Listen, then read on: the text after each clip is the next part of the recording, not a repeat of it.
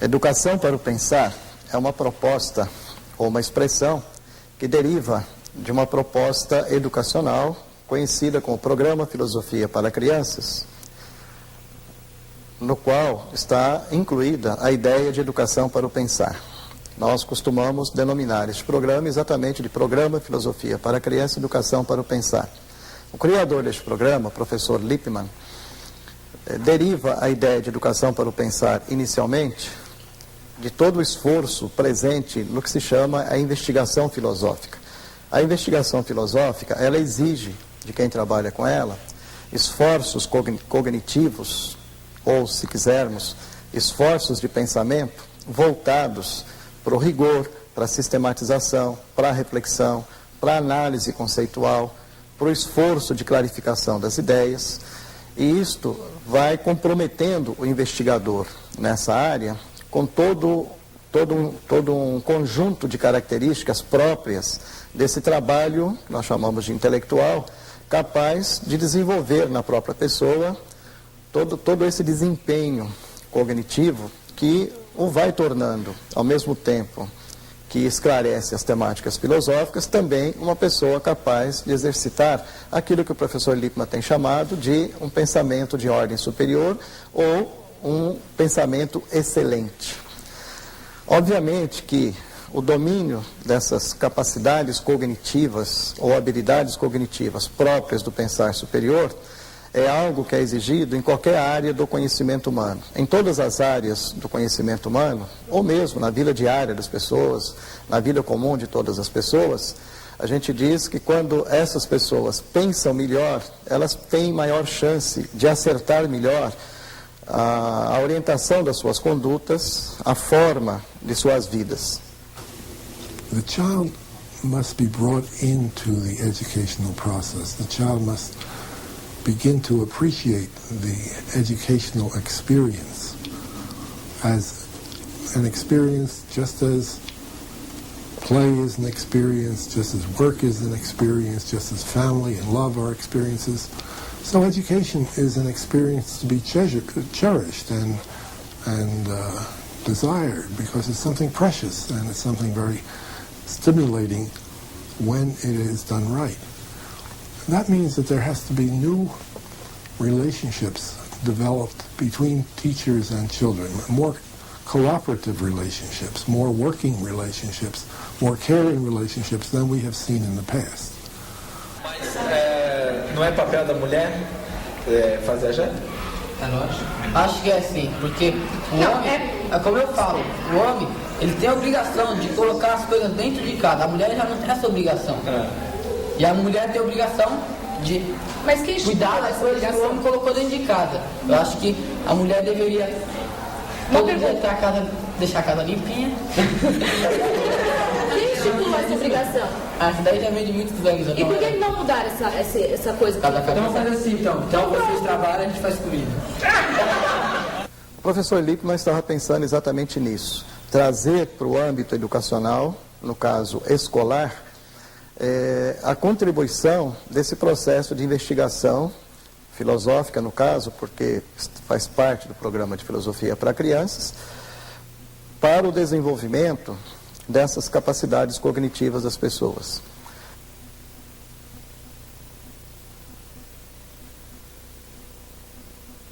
O que importa no Pensar Bem é que a gente consiga promover uma reflexão acerca da realidade em que nós vivemos, né, das questões que nos incomodam, das angústias que temos. Né? Pensar bem não é só você ter capacidade de sistematizar ideias. Então, nesses elementos entram a experiência vivida de cada um, né? Entra também uma capacidade de organizar pensamentos, né? E entram também uma série de capacidades que vão além da pura organização do pensamento. Essas capacidades, a gente poderia chamá-las de habilidades, né? Habilidades de perguntar, habilidades de sistematizar ideias, né? E na educação para o pensar, essas habilidades elas estão, digamos assim, organizadas em 4 grandes grupos. né? Então nós temos as habilidades de investigação, as habilidades de formação de conceito, as habilidades de raciocínio e as habilidades de tradução.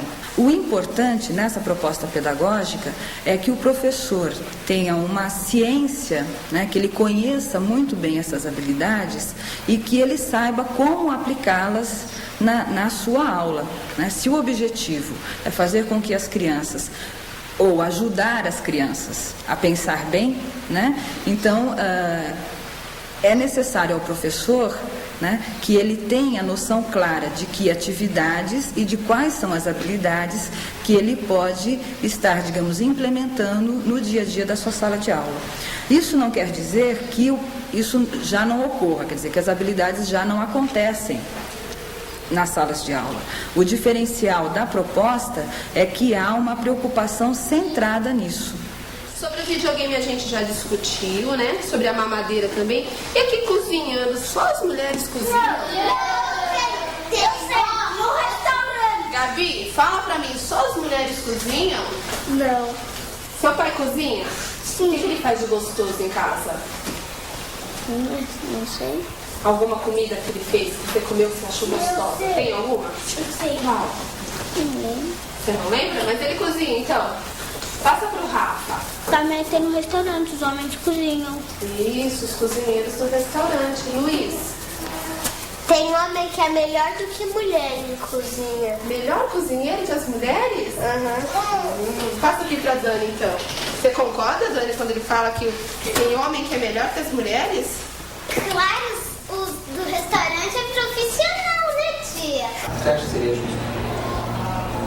Eu acho que a nota é individual. Se a pessoa vai atrás da nota, cada pessoa tem sua nota. Se o outro estudou, ele vai tirar a nota dele. Se você não estudou e está colando do outro, você não vai ter aprendido nada. Isso posso ter certeza.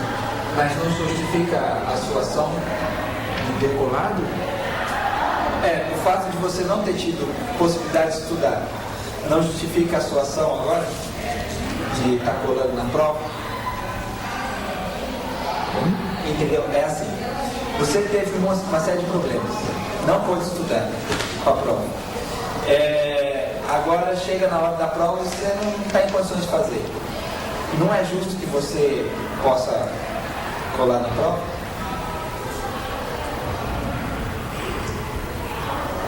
Tem que pensar. Não vai entregar para a polícia seu filho, né? Aí ou você não fala a verdade ou você é falso, se alguém procurar ele. Só que como ele é teu filho, você vai querer ajudar ele. Em vez de você entregar para a polícia, você vai chegar e vai procurar uma clínica de recuperação. Não, ele está educado nisso. Você vai, exatamente, você vai, sei lá, conversar com ele, você vai entrar nesse assunto com ele, mas você nunca vai querer entregar ele, assim. Você vai fazer de tudo antes de entregar. Pegar esse caso de vocês aqui para outro exemplo. Outra questão, no caso, né? Se ela diz a verdade ali, o resultado disso seria desastroso? Se ela nega e entrega o filho, seria desastroso? Depende do sentimento que a pessoa tem filho. Eu acho que assim, é difícil você não amar o teu filho. Mas existem pessoas que não amam. Mas se ele não tem tanta afinidade com o filho, não sei lá, fala assim, isso aí não. Tem pessoas que gostam mais de um do que do outro. Se chega aquele que você menos gosta. Se envolve com droga, você já vai jogando ele pro canto. Aí ele, sei lá, ele começa a meter besteira, aí ele vai e rouba. Aí se você chega, você já não gosta dele, você fala, esse moleque só me dá trabalho, você fala, vou te entregar, pronto. Você vai ficar com uma dor na consciência, mas você vai falar, Mas seria do ponto de vista de quem vê o certo e errado. Não existe. Se o cara fez uma ação prejudicou alguém por lei e isso está errado, se você esconder, você está mentindo a verdade, você também está fazendo crime. E o certo seria você entregar, lógico que é. Eu acho que é. Não, é que nem uma mesma coisa. mas não é o normal. Eu sei, eu digo não, mas eu não estou falando que eu entregaria, não, estou falando que o certo seria falar a verdade. Mas certo por quê? Por causa da lei. Lógico. Deixa a lei. Sentimento, não tem nada. Então, mas você vai entregar. O certo era você entregar. Mas você não vai fazer o certo. É a mesma. professor Lippmann acaba desenvolvendo nos seus trabalhos, nos seus escritos, no seu processo de investigação, indicações muito interessantes para o desenvolvimento desse pensamento de ordem superior. E ele sugere e indica para as pessoas que o leem e para as pessoas que levam à prática a sua proposta educacional filosófica, ou se quisermos filosófico-educacional, indica que é fundamental, ao trabalharmos com os conteúdos próprios desse programa, e isso vale para os conteúdos das demais disciplinas, que estejamos atentos ao que ele chama de um conjunto de habilidades cognitivas, ou que ele chamaria também de conjunto de mega habilidades, que ele reúne em 4 grupos: as chamadas habilidades de investigação, as habilidades de raciocínio, as habilidades de formação de conceitos e as habilidades de tradução. Cada conjunto desses de habilidades inclui sub-habilidades, se poderíamos chamá-las assim, como, por exemplo, nas habilidades de investigação, a sub-habilidade ou a capacidade de formular questões, de observar a realidade, de formular hipóteses, de argumentar, comprovar, constatar, o que vai gerando, possivelmente, a construção de ideias ou de conhecimentos em relação a este objeto observado, investigado, pensado, etc. No caso das habilidades de raciocínio, é fundamental que seja desenvolvido nas crianças desde cedo a sua capacidade de estabelecer relações entre ideias, a sua capacidade de inferir, ou seja, de produzir conclusões a partir de conhecimentos já tidos ou de ideias anteriores já tidas, a capacidade de identificar pressuposições subjacentes ou aquilo que os professores, por exemplo, de língua portuguesa gostam muito de pedir aos seus alunos que identifiquem aquilo que não está escrito, mas está dito nos textos, ou estaria nas entrelinhas do texto, e assim por diante. No caso do conjunto das habilidades de formação de conceitos, a habilidade, por exemplo, de explicar uma ideia, de explicar uma palavra, a habilidade de definir, a habilidade de analisar, de explicitar. Eu gosto de dizer para as professoras, em geral, a habilidade de esmiuçar um conceito, de esmiuçar uma ideia. No conjunto das habilidades de tradução, é fundamental, por exemplo, que as crianças e os jovens vão aprendendo a dizer com as próprias palavras aquilo que leem ou ouvem, sem perder o sentido da fala ou do texto original e assim por diante. Você tem que saber dividir também, né? Escola é uma coisa, você discute as coisas. Aprende. Hã? Na escola você aprende. Aprende. Então, a religião você fala sobre Deus, por exemplo, né? Só que você tem que também dividir esse negócio. Na escola é uma coisa, a religião é outra. Agora, se a pessoa quiser juntar tudo... A escola também é uma necessidade, né? Como é? A escola é uma necessidade. De que maneira? Seu futuro, você... Tipo assim, você não estuda, não tem um... Preparo para a vida. Tipo um preparo, né? Você não tem uma formação, o que você vai ser na vida? Vai, Marcelo. Eles pensavam que... Eles quem? Não, as 3 pensavam que elas não sabiam porque os pais estavam separados e não entendiam essa parte dos pais serem separados. Tá. Fala, João. Como assim, Marcelo? Não tô entendendo.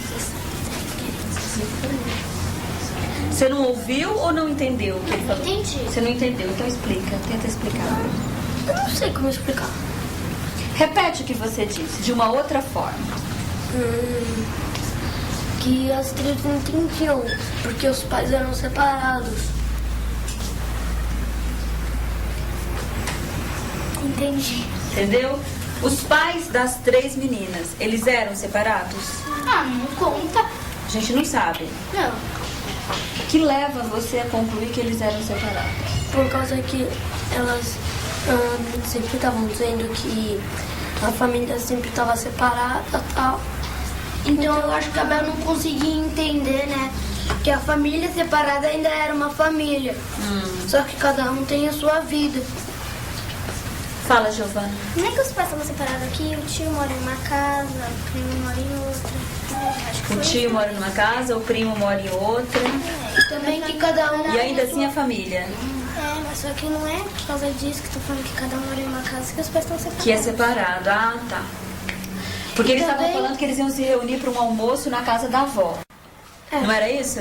Aí elas ficaram confusas e pensavam que a família, só quando tava junto é que era uma família inteira.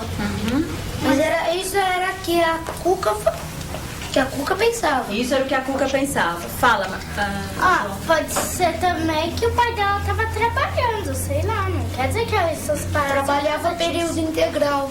Podia trabalhar de manhã bem cedo até a noite quando elas já estavam dormindo.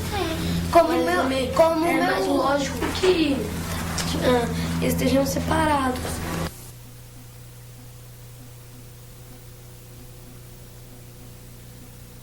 Então, por que se pensar numa educação problematizadora? Segundo o Dewey, o pensar se dá a partir de problemas. Uma situação que não é vista como problemática, ela não instiga o pensamento. Se você, durante o trajeto da sua casa ao trabalho, você não encontra nenhum problema, você faz isso como algo praticamente automático, sem muita reflexão. Agora, se cai uma árvore no caminho, por exemplo, você vai ter que pensar um caminho alternativo. Ou seja, o problema gera um processo de reflexão. Agora, para você suscitar isso na sala de aula, deve existir duas coisas. Primeiro, o aluno deve perceber a situação como sendo problemática. Não deve ser um falso problema, ou seja, algo que o professor coloca como uma pergunta retórica. E a segunda coisa importante é que o aluno deve apropriar-se do problema, torná-lo seu. Você contava a história, qual era a situação que estava envolvendo aquela discussão? O seu Peixoto, ele estava na classe resolveram fazer uma discussão sobre por que Daniel não se levantou para cantar o hino nacional. E começou então uma discussão, uns dizendo que ele não tinha nada a ver, que ele podia ter cantado, outros já dizendo que era uma questão religiosa, que ele devia respeitar. E assim foi se desenvolvendo uma discussão. Se o Daniel sentou e não cantou, quer dizer, ele estava desrespeitando. Levantando, pelo menos ele estava respeitando, mas cantando já estava idolatrando. Se ele preferiu não idolatrar, que ficasse de pé. Eu acho que ele sentado na dele lá, quieto, eu não vou cantar nem levantar. Eu tenho a minha. Eu tenho a minha ideologia, mas não sei se a palavra é certa. Daí ele não levantando nem cantando, ele não está desrespeitando a bandeira, ele estaria se começar a xingar lá no meio. O que é isso? Ele está respeitando as outras pessoas que querem levantar e cantar o hino. Tá bom. E quando nós cantamos o hino, o que a gente faz? A gente está evitando uma idolatria ou é uma ação de respeito? Conforme o hino, porque é derramado, idolatrado, que é um pedaço de hino. É uma idolatria. Só por causa da palavra que é idolatria? Não. Ou a intenção da gente? A intenção do hino é realmente isso, para que todos estejam uma posição não só de respeito, mas algo maior pela pátria, pelo Brasil em si. Quem fez, acho que o hino realmente pensou nisso, eu acho. Pensou em fazer com que as pessoas que cantassem estivessem idolatrando a pátria. Eu acho que sim. Então, cada vez que a gente canta o hino, a gente está idolatrando a pátria? Ou vai na intenção da pessoa que está cantando enquanto eu respeito? Eu acho ou eu canto porque eu juro. Eu tenho tipo assim, na minha visão, eu acho que é uma questão de respeito. Já não era a visão dele. Eu acho que ele cantando o hino era uma questão de idolatria, né? De idolatrar o hino. Eu canto o hino por respeito à minha pátria, mas não que se for pra morrer, eu vou morrer pela pátria. Acho que tem coisas assim, né? Melhores do mundo.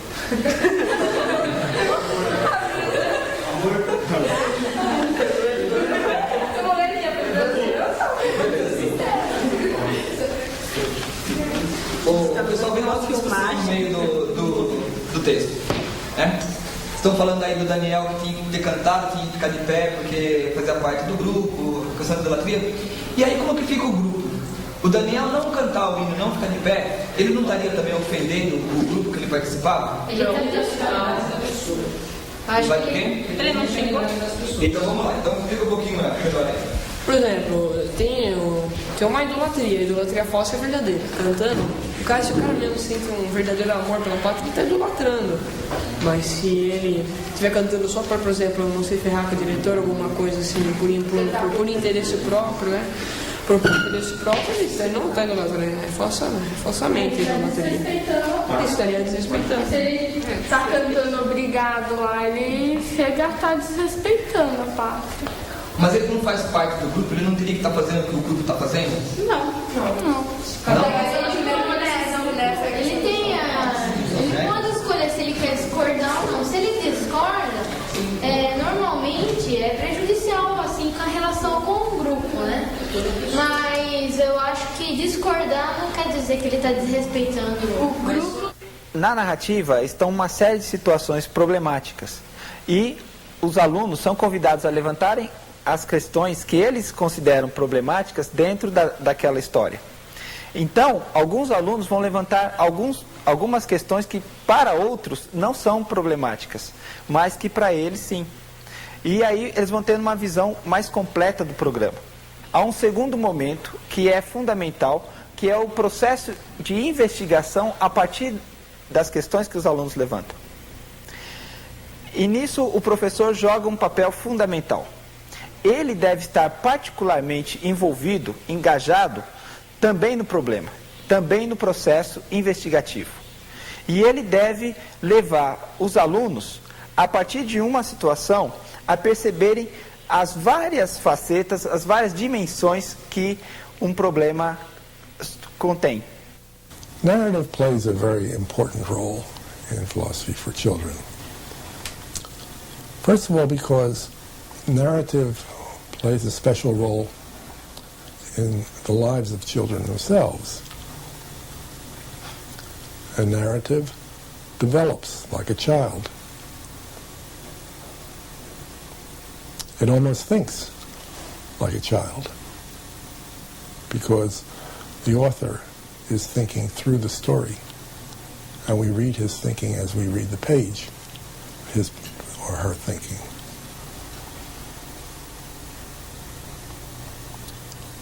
We're interested in how the child develops, how the child turns out. We're interested in how the narrative turns out. So there's a community of feeling. There's a rapprochement of relationships between stories and children. A Naima falou uma palavra aí que caracteriza o racismo no Brasil. Ela falou que aqui é camuflado. Explica isso melhor. Aqui todo mundo fala, não tenho, nunca você racista, nunca você preconceituoso.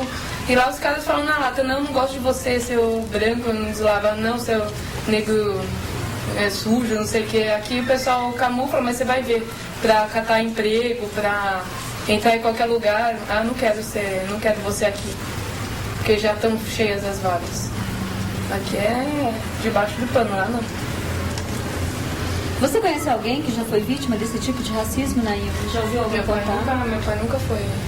Mas também a condição financeira. Seu pai nunca foi o quê? Meu pai nunca foi. Meu pai é negro. Ele nunca sofreu nenhum tipo de preconceito. Nenhum tipo. Não, mas é a mesma coisa. Mas você acha que alguém agora vai xingar, por exemplo, o Pelé, seu negro encardido? Ninguém, por exemplo, vai falar isso hoje pro Pelé, entendeu? Mas, por exemplo, se fosse um pobre que roubasse, alguém poderia assim falar pra ele. Pro Pelé, ninguém falaria. O cara pode ser transparente, ninguém fala nada. Se tem dinheiro, meu. Não, mas bem que lá tava, eu até li lá na coisa de história, que tava falando lá de uma mulher que ela é repórter lá, tudo mais, trabalha e o pessoal confunde ela com empregada, faxineira, vagabunda. Existe uma confusão de negro com pobre, aí. Mas é sempre assim. Aí o cara deixa de ser um racismo, né, Guilherme? Aí todo negro é pobre. Aí é preconceito. Não é racismo. Não é. Todo negro é pobre. Mas já tá generalizando, né? Não, mas o pensamento de falar disso que é empregada, não é repórter. Mas aí é preconceito, não é racismo. Guilherme, diferencia pra gente racismo e preconceito. Racismo, cara, preconceito é uma coisa que, como o nome diz, que ele conceitua antes. O Guilherme, mas por que assim, com uma branca o cara não vai pensar que é empregada? Racismo é um tipo de preconceito. O cara conceitou na cabeça dele que branco é gente boa Isso é o quê? E preto Isso é preto, desculpe, negro é pobre. Isso é o quê? Vagabundo. Isso é preconceito. Sobre a raça, que é racismo. Racismo é preconceito. Racismo é um tipo de preconceito. Você concorda com ela, Guilherme? Racismo é um tipo de preconceito? Pode ser. O importante nesse processo de problematização é que ele não se fecha. O professor ele não tem uma última palavra sobre o problema. Ele não tem uma resposta pronta. E isso instiga o processo investigativo, que muitas vezes extrapola o âmbito da sala de aula.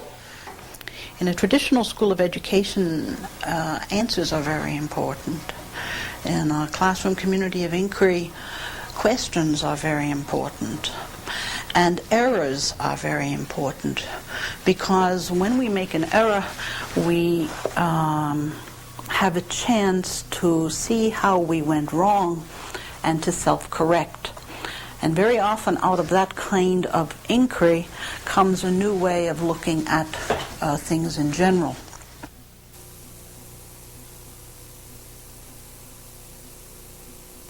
Nós dizemos que o homem é um ser social, que ele se faz através das suas relações. Se isso é verdade para a definição de homem, para a definição de cultura, é justo que nós possamos transpor isso para a sala de aula, que nós possamos possibilitar para os alunos uma experiência de construção de significado da sua realidade coletivamente, um através do outro, através do diálogo. A alma da comunidade de investigação é o diálogo. E nós estamos entendendo aqui diálogo não como uma conversa comum, onde um fica quieto, consegue ficar quieto enquanto o outro fala. Não apenas isso, mas a possibilidade de um poder transformar-se através da fala do outro. Para isso é necessário que um esteja realmente ouvindo e levando em consideração o que o outro está falando. Quem estiver falando vai dar razões para aquilo que está falando, vai conseguir dizer o porquê da sua opinião. E o que estiver ouvindo vai poder, então, pensar naquelas razões, reorganizar o seu pensamento e aí, então, responder. A community of inquiry is able to deal with the problems of the community, not just the problems of individuals, but the problems that they together share as a burden, by talking them out together, by helping each other try to understand what it is that's happening. And for example, Aristotle quite rightly says that all deliberation is inquiry. And I think, that sets the tone for what we're trying to do. We're trying to teach ethics as inquiry, to teach logic as inquiry, to teach aesthetics as inquiry. A comunidade de investigação deve se configurar para cada participante como um espaço seguro, onde cada um se sinta confiante para expor as suas opiniões livremente, para estar ousando pensamentos criativos sem medo de ser recriminado e podendo se sentir confiante para se autocorrigir, caso isso seja necessário. Isso leva os participantes a uma autonomia no pensamento e a um autoconhecimento. Por que tem que ser? Porque um amigo você pode virar, pode falar que nunca mais vai ser seu amigo e depois volta pra você e quer ser seu amigo, mas depois... E o colega? E o colega não faz isso, ele vira a cara e vai embora, ele nunca mais quer falar com você.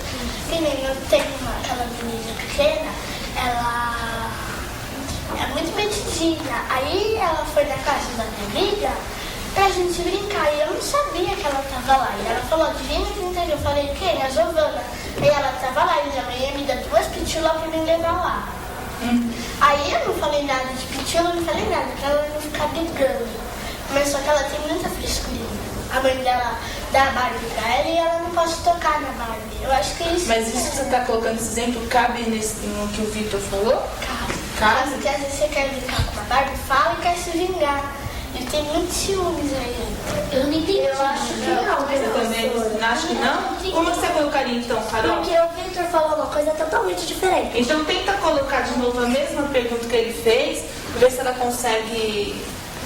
Também não entendi o que ela falou. Repete, Vitor, a tua pergunta você colocar antes. A pergunta foi que só no momento que você, assim, tipo, pisasse no pé do amigo, assim, ele ficava bravo, porque amigo é diferente de colega. Eu acho que do jeito que ela falou, não tá entrando no que ele perguntou. Porque ele perguntou, sim, se amigo, quando ele vai, ele briga com você, mas ele volta. Mas colega não. Mas ela entrou na parte de, assim, de maldade. Que não quer emprestar porque não quer, porque é mentira, que nem aquela aula passada que o Vitor falou daquele menino que tinha inveja dele só porque o pai dele vivia com ele e o pai do menino vivia viajando. Já entra nesse caso, não no caso que ela falou. Outra questão. Todo prisioneiro tem que ser castigado 20 vezes, todo dia, às 4 da tarde. Professor, repete qual foi a pergunta. A gente está discutindo se é justo ou não é justo, se é certo. Todo prisioneiro tem que ser castigado 20 vezes por dia, às 4 horas da tarde. Todo prisioneiro. É certo, porque pra você pagar, você fez alguma coisa. Você tá pagando por aquilo que você fez. Então, com certeza, é justo. Então, mas em todos? Bom, aí eu não sei. Fizeram uma rebelião, tá? Aí eu concordo desse dia eles apanharem, Mas quebrarem vidros e etc. Alguns participaram da rebelião, outros não participaram. Como que eles vão saber? Eles vão ter que bater em todos, claro. Alguém discorda que seria justo isso? A gente tá pensando só neles. Mas que um dia acontece com nós? Faz conta dos familiares vai pra lá. A gente não pensa nisso. Mas você tem que pensar que você vai pagar uma pena, você errou. Mas faz de conta, um pai seu, acontece alguma coisa, ele vai lá na cadeia. Ele vai ter que levar 20 todo dia, 4 depende do que acontecer. Ele foi pra cadeia porque ele fez alguma coisa errada. Sim, mas todo erro é igual? Não, todo erro não é igual. Então por que a pena tem que ser igual? Porque eles não tem como saber, vamos supor, foi o que eu falei, não tem como saber, um pegou um de vítima lá e todos tá lá, quero sair, não tem como ele saber, se todos estão colaborando. Tá, então no caso do que você disse,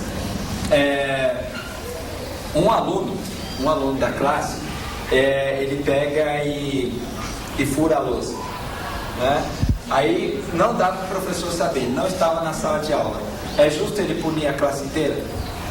No funcionamento de uma comunidade de investigação, além da dimensão professor-aluno, que tradicionalmente nós conhecemos, cria-se uma nova dimensão de relacionamento que é a do aluno com o aluno. Ou seja, no modelo tradicional de educação, quando um aluno faz uma pergunta, os outros automaticamente não prestam atenção. Como se aquela pergunta fosse um problema exclusivo de quem está perguntando. Numa comunidade de investigação, quando um aluno faz uma pergunta, em primeiro lugar, ele não faz essa pergunta para o professor, que é o detentor do saber. Não. O professor está ali como um participante que está investigando junto, apesar de ser o coordenador daquela discussão. Então, a pergunta é feita como mais um instrumento daquela investigação. The children are grateful for whatever little bits of understanding they can get. And this is one of the reasons why the community of inquiry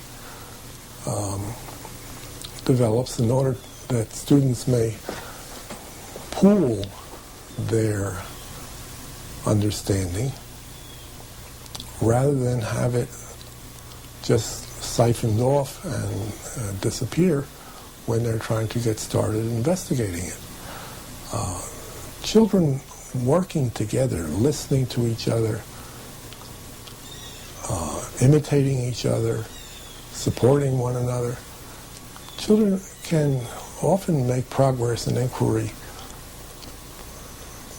as well as an adult or as several adults. I mean, their cooperativeness pays off in the methods that they use. The community of inquiry is almost like a single person thinking. That is to say, one child will ask a question. It may be that asking questions hasn't been prevalent in that classroom before, and that will be something of a surprise. But a child will ask a question, and immediately every child in the class, every other child, says to herself or himself, well, if he could raise a question, I can raise a question too. If he can raise a question, I can answer it. If he can ask a question, then the rest of us can discuss these matters among ourselves. It's not forbidden. It's not useless. So children discover, one classroom after the next, one country after the next, that the community of inquiry provides a pedagogy which is of, I think, unparalleled power to get children talking, and by virtue of their talking, to get them thinking. Any discipline that has subjects where there are concepts, important concepts, that the children need to absorb, and where they have to be careful and interested, any such discipline can use the community of inquiry format. You might think that mathematics would be an exception, but it isn't. There are a number of researchers who have done excellent work showing how children as early as kindergarten can learn mathematical concepts better if they can invent them for themselves and discuss them among themselves than if they simply are in a didactic classroom situation and are told what these concepts are by the teacher.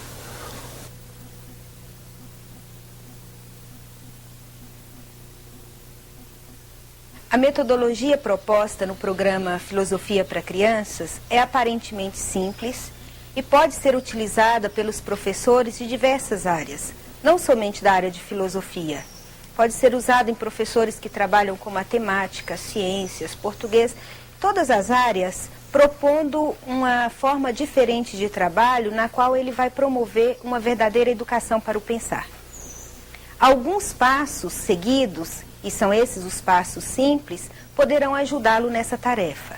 É importante o professor ter em mente que, apesar de ser uma metodologia simples, ela é trabalhosa, exige persistência, cuidado, atenção do professor durante todo o processo. Nós começamos a aula com a leitura de um texto, que será o texto problematizador, aquele texto com o qual o professor vai desencadear todo o processo de reflexão com os seus alunos. A leitura desse texto é partilhada por todo o grupo. Por exemplo, eles podem fazer uma leitura, cada um lendo um parágrafo. Claro que no dia a dia da sala de aula, essa criatividade do professor e dos seus alunos vai ajudar a diversificar essa forma de contato com o texto. É muito importante pensar no que vem a seguir.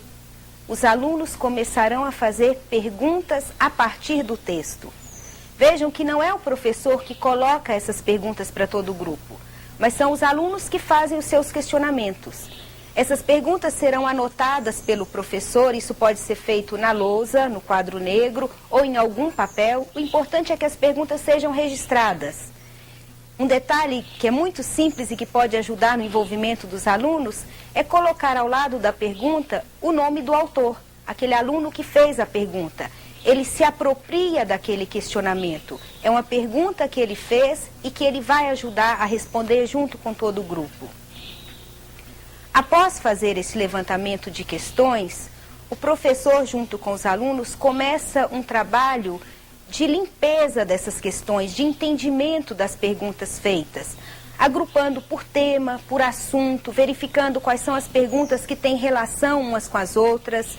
Com isso, ele começa a fazer aparecer, a explicitar com seus alunos os temas que serão propostos para a discussão que virá a seguir. Enquanto ele faz esse agrupamento por temas, essa junção de uma pergunta com a outra, ele já começa a fazer um ótimo exercício de relacionamento de ideias, de entendimento de conceitos. Tudo isso pode ser feito no simples fato de agrupar os temas. Uma vez tendo os temas, os assuntos que serão discutidos e que surgiram a partir dos questionamentos dos próprios alunos, eles podem escolher o tema que vai dar início à discussão.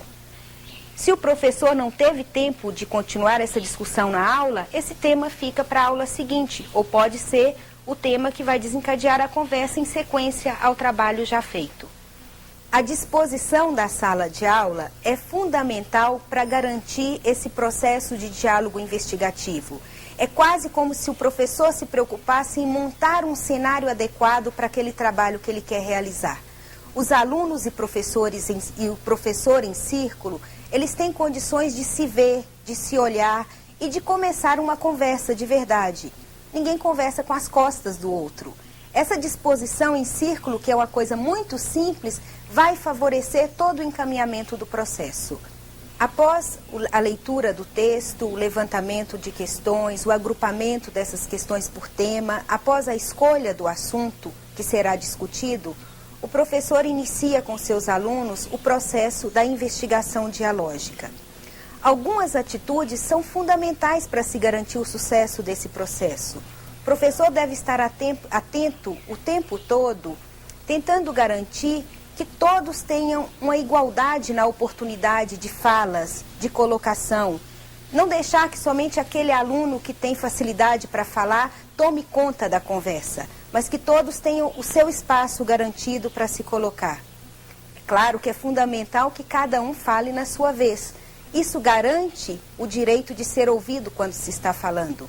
O professor deve tentar garantir durante toda a discussão que as falas sejam em torno do mesmo tema, em torno do mesmo assunto. Isso vai garantindo a coesão do discurso e a coesão do pensamento. Quando nós dizemos que os alunos devem falar, ter a oportunidade de falar, isso está fundamentado na ideia de que a fala opera o pensamento. A linguagem vai ajudando a estruturar esse pensamento. E se nós garantimos que eles falem do mesmo assunto, nesse exercício de coesão, e mais, se tentamos garantir que eles busquem boas razões para as afirmações que eles fazem, estaremos exercitando não só a coesão do pensamento e do raciocínio, mas também a coerência do próprio raciocínio. Tem gente que assim, é mal educado quando está longe da mãe e do pai, e perto da mãe é um santinho, fala, por favor, tal, você pode me levar em tal lugar, tal, assim, mas, por favor, obrigado, de nada, assim, educada. Se ela muda de atitude assim? É mais ou menos educada. Ela assim, ela só é educada porque ela é obrigada para não apanhar dos pais e da mãe. Então, você acha que a obrigação gera uma educação falsa aí, é isso? Eu acho que é. Ele sabe que se ele, como fala, se ele ficar bagunçando na frente da mãe, a mãe vai chamar a atenção dele. Ele fica santinho para depois fazer bagunça quando ela não vê. Quando ele sair fora da casa, sempre vai ficar... Então, Cassiane, olha, então você pode ajudar a colocação. Primeiro, o Roger mudou de assunto? É a pergunta que ele fez, ele falou, vou mudar de assunto. Ele chegou a mudar ou não? Eu acho que não, tá dentro do que a gente está conversando. Uma perguntinha só. Porque estava no bebê, tá, mas falando, né? Agora, Cassiane, a questão que o Cauê colocou, né? Você acha que existe, então, uma educação assim que é temporária? Por exemplo, na frente de quem me dá bronca, eu sou educada? Acho que sim, porque assim, nem vai algum parente na casa, assim, fala assim, fica quietinho agora que vai vir visita. Aí fica quietinho lá, aí vai embora e começa a bagunçar, liga a TV, liga o som. Não basta que o aluno diga o que ele pensa, o que ele acha e que ele faça essas afirmações. O professor deve solicitar o tempo todo as razões, os motivos, o porquê ele está afirmando aquilo. Isso vai ajudar no exercício de coerência do raciocínio, vai ajudar na autocorreção. Por exemplo, quando o aluno percebe que fez uma afirmação e depois não tem uma boa razão ou não tem uma razão que sustente aquela afirmação que ele havia feito anteriormente. Essa busca de coerência de raciocínio, a entrada nesse processo de autocorreção, de melhoria do meu pensamento, a possibilidade de refazer a minha ideia, mudar de opinião se for o caso, ou buscar uma fundamentação melhor para as opiniões que eu estou emitindo, é muito importante no processo de uma educação para o pensar. Você escolher as leis que você quer obedecer. Seria uma boa. Seria uma boa? Mas seria justo, certo? Não seria justo, mas seria uma boa. Pra ver que o cara, se tipo assim, o cara falar assim, não pode ultrapassar essa linha. Aí o cara lá, o que tem a ver com ultrapassar essa linha? Nada a ver. Ultrapassar. Ultrapassar. Aí se não tivesse nada a ver, ficava por isso mesmo. Não poderia ser. Falei nada. A responsabilidade em garantir a melhor compreensão e o aprofundamento dos temas que estão sendo tratados é do grupo todo, é de todo o grupo que está envolvido nesse processo de diálogo investigativo. Mas é claro que o professor, sendo ele o coordenador da discussão, tem um papel fundamental para garantir esse aprofundamento e essa melhor compreensão do tema. Perguntas que pedem esclarecimento, definição, compreensão de algum conceito. Depois que o aluno disse alguma coisa, o professor pode perguntar o que você está entendendo por essa palavra que você disse? Ou, você poderia dizer de alguma outra forma isso que você acabou de nos explicar? Solicitando a participação de todos os alunos, ele pode pedir opiniões diferentes, contra-exemplos, novas ideias para serem acrescentadas, com perguntas, por exemplo, no estilo: alguém tem uma opinião diferente do que acabou de ser dito? Alguém teria algum exemplo que mostra que isso é diferente? Você concorda com o que está sendo dito? Às vezes os alunos não estão sendo muito coerentes na fala deles e não estão percebendo. Melhor do que o professor dizer, mas você está sendo muito incoerente, isso não faz o menor sentido, ele pode solicitar do próprio aluno ou de colegas que estão participando, por exemplo, com perguntas: e se pensarmos de uma outra forma, nesse caso, dá um exemplo e diz: o seu pensamento continuaria sendo coerente? Ou tentar tirar as últimas consequências do pensamento daquele aluno. Mas será que isso vale para todos os casos? Em todas as situações continuaria valendo essa afirmação que você fez? Trabalhando num processo de educação para o pensar, é importante que o professor esteja atento o tempo todo às razões que sustentam as opiniões dos alunos ou de algum aluno em especial e os pressupostos que estão por trás das afirmações que eles fazem. E isso pode ser explicitado através de perguntas como: por que você está dizendo isso? Ou que razões você tem para poder fazer essa afirmação? Ou o que está sendo pressuposto na sua fala? O que está por trás dessa sua fala? Uma pergunta importantíssima a ser feita durante toda a conversa com os alunos refere-se a inferências, conclusões, aquilo que nós podemos concluir a partir do que é dito. Às vezes, os alunos fazem algumas afirmações sem perceber muito até onde pode chegar aquela afirmação dele, qual é o alcance daquela ideia. E o professor pode facilitar a explicitação dessa questão, colocando perguntas como: o que nós podemos concluir dessa sua ideia? Ou até mesmo, se ele está dando algum exemplo, vamos ver em quais outros casos essa sua ideia poderia ser aplicada. Ou perguntar para outro aluno: você ouvindo o que o seu colega disse, o que você conclui do que ele está dizendo?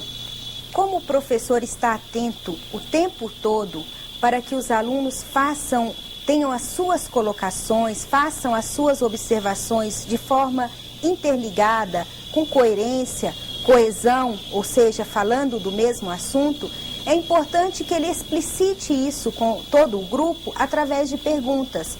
Por exemplo, perguntas que pedem relação entre uma fala e outra. O que você está dizendo tem relação com o que foi dito anteriormente? Ou qual é a relação que você vê entre o que você acabou de dizer e o que o outro colega disse? Ou pede para um terceiro colega relacionar a fala de dois outros, as observações que foram feitas por dois outros colegas. Ou, por exemplo, a solicitação para que eles digam o que há de parecido ou de diferente entre duas posições. É muito importante que os alunos tenham condições de perceber e falar das diferenças e das similaridades entre posições colocadas durante a discussão. Nesse processo investigativo, desencadeado pelas perguntas feitas pelos próprios alunos, é importante que o professor se atente às perguntas que são feitas durante a discussão. E ele pode fazer perguntas sobre as perguntas, verificando quais são aquelas perguntas que ajudam a aprofundar a compreensão do tema que está sendo discutido, quais são aquelas perguntas que têm relevância ou que não têm relevância. Perguntando, por exemplo, a um aluno, a pergunta que você fez vai ajudar na nossa discussão? Ou qual é a relação dessa sua pergunta com o que está sendo discutido? Em que nos ajuda essa sua pergunta? São questões simples, mas que vão trazendo o grupo para a compreensão maior de todo o processo que eles mesmos estão vivenciando.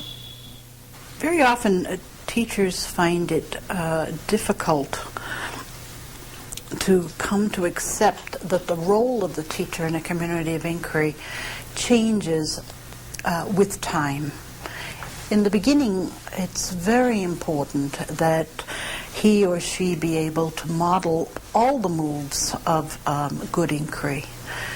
So if you were to visit a classroom, in the beginning of the year, you might find the teacher talking a great deal. Notice, however, that she's not talking substantively. Her remarks tend to be procedural in nature. She's asking for clarification, or she's offering a counterexample, or she's asking other people what they think, or she's asking for reasons, or she's asking for alternative points of view. However, it would seem to me that within a couple of months, her need to do that kind of procedural prompting should disappear, and the children should internalize the moves for themselves so that they're asking each other for reasons, they're asking each other for assumptions, they're identifying assumptions of each other's remarks and bringing them to the table for further inquiry. If you want to prepare children to take part in a strong democracy, it would seem to me that this kind of internalization of excellent thinking has got to take place at the very young, formative ages of our educational process. Vingança, maldade e interesse são as mesmas coisas? A Raquel colocou uma dúvida aqui que a gente acha. Eu acho que vingança, maldade e interesse são a mesma coisa? Eu acho que sim. Peraí, Carol. Eu acho que sim, professor. Porque a vingança é aquilo, é uma maldade. A pessoa vai se vingar de você. Então ela vai fazer uma maldade pra você. Interesse, não, vingança e maldade são a mesma coisa, mas interesse não chega, não é a mesma coisa que vingança e maldade. Mas eu discordo um pouquinho com você. Vingança, O que vocês estavam falando aí? Interesse, ele faz parte da maldade, mas ele não é a mesma coisa. Não. Ele faz parte. É, isso mesmo. Explicando melhor. Ele não é a maldade, é a mesma do que o interesse e a vingança. Ela faz parte, porque a vingança, quando você está praticando a vingança, você está fazendo uma maldade para a pessoa. E o interesse também. There is a close connection, as you can tell, between philosophy and democracy. And it's not just adult philosophy and adult democracy. But if we're going to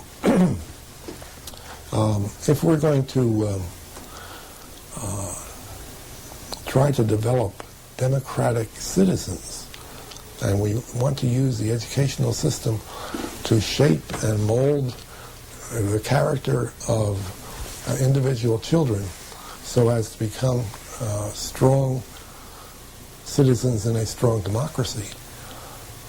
Philosophy for children has, I think, much merit in that regard. One of the most important things that a citizen has to be able to do is to use judgment, to be not just decisive, make decisions, but to make just decisions, critical, creative, and caring decisions. So education is an experience to be cherished and desired, because it's something precious and it's something very stimulating when it is done right.